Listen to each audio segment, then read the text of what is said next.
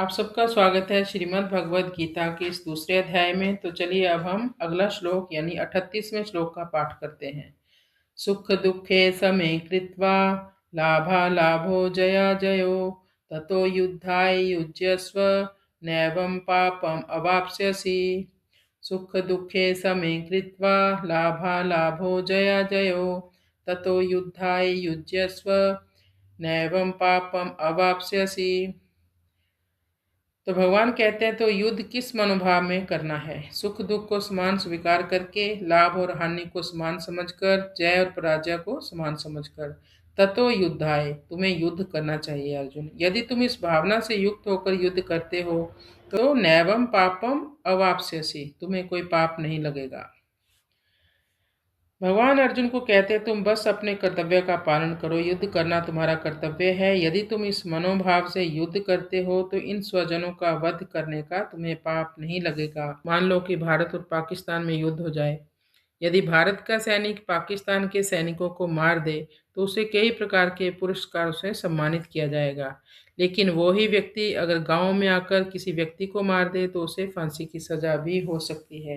क्योंकि जब हम अपनी प्रसन्नता के लिए कोई कर्म करते हैं तो वो कर्म बंधन में फंस जाते हैं हम। लेकिन जैसे ही भगवान की खुशी के लिए हम कार्य करते हैं, चाहे वो कार्य हिंसक ही क्यों ना हो, जैसे आप बाजार जाते हो अपने लिए सब्जियां राशन लाने के लिए, तो आपके पैरों के नीचे अगर चींटियां मर जाए तो आपको पाप लगेगा। अगर वही सब्जियां और फल राशन भगवान को भोग लगाकर पाने के लिए जाते हो तो तुम्हें चींटियों के मरने का कोई पाप नहीं लगेगा। वैसे ही अर्जुन ने जो युद्ध किया वो अपनी इंद्रियों को तुष्ट करने के लिए नहीं किया। अर्जुन तो वैसे ही युद्ध करना नहीं चाहता था। लेकिन भगवान क्यों आते हैं? भगवान आते हैं धर्म की स्थापना के लिए।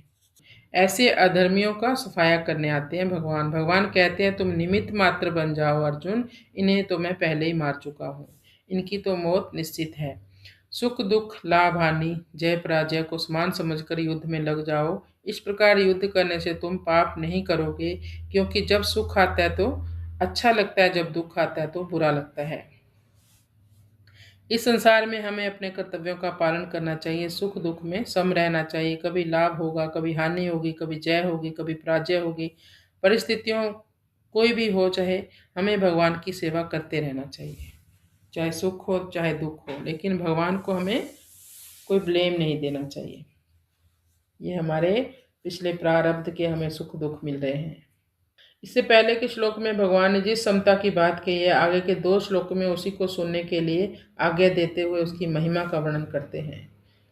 कृष्णाय वासुदेवाय हरये परमात्मने प्रणत क्लेश नाशाय गोविंदाय नमो